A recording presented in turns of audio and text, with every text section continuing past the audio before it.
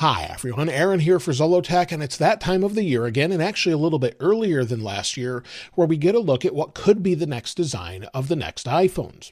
These are dummy units or mock-ups that are usually pretty accurate as far as the overall design goes and the camera layout, but may have slightly different colors. Now this year, we should once again get 4 models, just like the last few years, where we'll have the iPhone 16, iPhone 16 Plus, iPhone 16 Pro, and iPhone 16 Pro Max. But currently I only have 2 examples here, with the iPhone 16 model and the iPhone 16 Pro Max model. So this gives you an idea of the overall size, and there's some differences you may have already spotted here. Now, the first thing I wanted to talk about, though, is the display, as they're largely expected to remain the same, and you can't really tell from this, as this is just sort of a mock-up, like I said, but they're expected to remain the same with the dynamic island, just like we currently have. Nothing's really changing there, probably until iPhone 17. However, the displays on the Pro Max model are expected to get a little bit bigger. The displays on the iPhone 16 models are not expected to get ProMotion. However, hopefully we'll see that, but Apple seems to see that as sort of a Pro feature. But the 15 Pro and 15 Pro Max are expected to get a slight increase in the display size, from the 6.1 inch on the Pro to 6.3, and on the Pro Max from 6.7 to 6.99. But the overall dimensions of the phones themselves are expected to largely remain the same. Apple was able to add the screen size by shrinking the bezels, but we won't get a first look at that until they're released to the public sometime later this year, usually around September. The displays are also said to be more power efficient. Now, as far as the design, let's take a closer look. We'll start with the iPhone 16 model, and as you can see, obviously, it's sort of this pink color, and you'll see that we have 2 large cameras here. Apple's moving them sort of in a side-by-side fashion, so once you hold it this way, you can then take a photo that would work for maybe spatial video or spatial audio. You need those in alignment for that. So we would get that with this sort of vertical layout similar to what we've had before.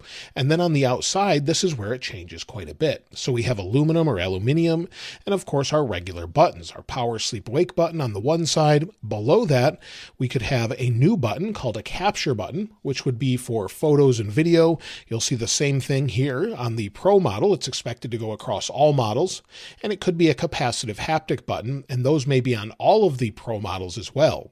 If we flip it over to the other side, it's largely unchanged, where we have our sort of new action button, but that's also on the non-Pro models, and then also our volume buttons.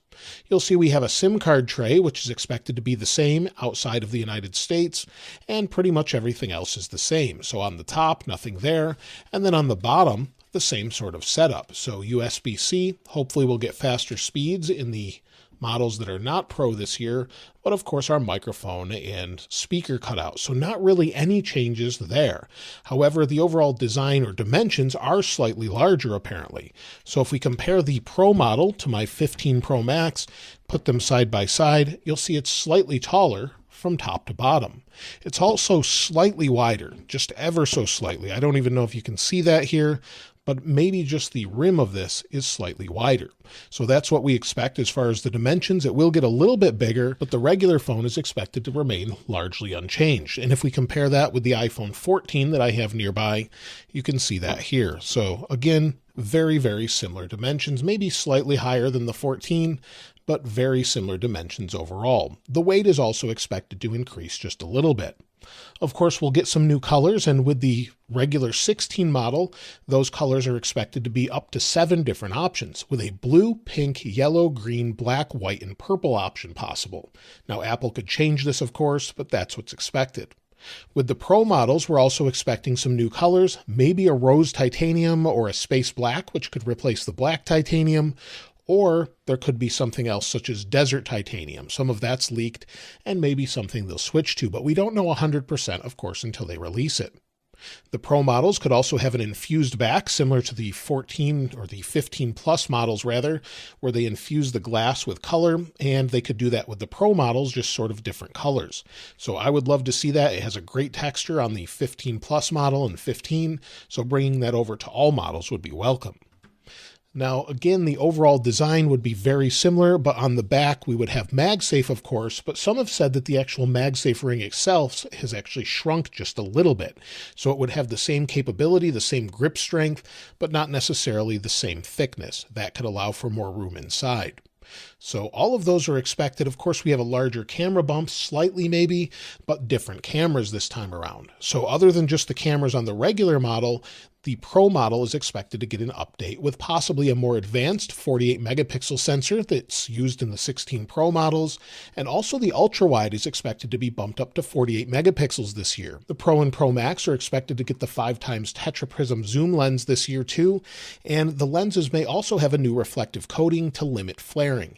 So those things are expected on this device. The internals this year are expected to get an upgrade just like every year with the new A18 Pro chipset, or maybe Apple will call it Bionic again. We don't really know, but it is expected to have an upgraded neural engine using 3nm technology like they have already.